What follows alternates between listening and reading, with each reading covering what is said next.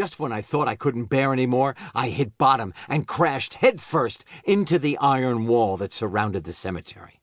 My head was spinning, but there was no time for dizzy. Half the squadron were up on the rim, firing laser beams at me, while the other half were scrambling down the road, also taking shots at me. I staggered to my feet and made my way to the secret keypad buried in a hidden compartment of the wall. Grandmother Winkle had instructed me to memorize the code. But now, my mind was blank. I was codeless. "Stop!" The commander's voice was near. I couldn't tell exactly how close it was, but I knew it was too close. "Don't be a fool! Give yourself up!" he bellowed. The code! The code!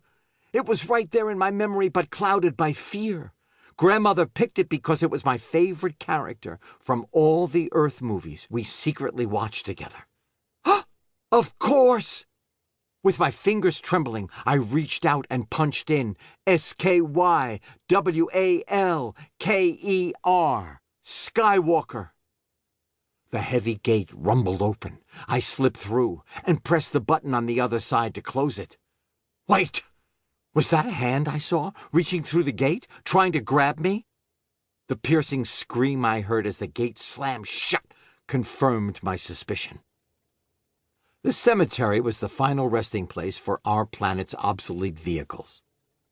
My grandmother would often go there to gather spare parts for old spaceships that she repaired, because she had been the best master mechanic in the fleet. She knew every piece of equipment that was there, and had even secretly changed the code that opened the gate. Over the last year, she had snuck me in every afternoon to prepare for this very moment when I would escape the fate that was awaiting me.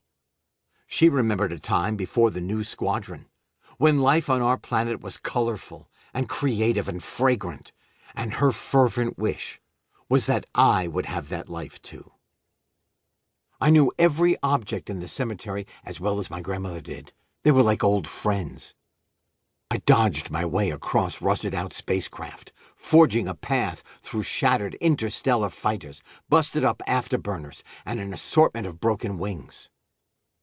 "Citizen Shortnose," the squadron commander shouted, using the vocal cord amplifier built into his neck. "We have you trapped. You've given yourself no way out." "That's what you think, you robotic puppet of the state," I thought. I ducked behind a mountain of broken wings and pulled the metallic tarp off the faster-than-light vehicle Grandmother Winkle and I had rebuilt for my escape. There it was. But would it actually fly? We never had the opportunity to test it. As I climbed the ladder to the hatch, I felt a searing pain in my arm. My front eyes saw purple blood spurt from my shoulder as my rear eyes detected the soldier who had scaled the wall and shot me. Clutching my shoulder, I jumped into the vehicle and slid into the driver's seat.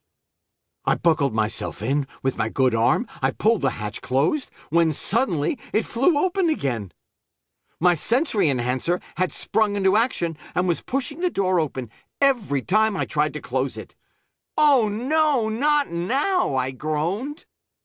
It snorted fiendishly. I knew that snort. It was reserved for only the most delicious of aromas.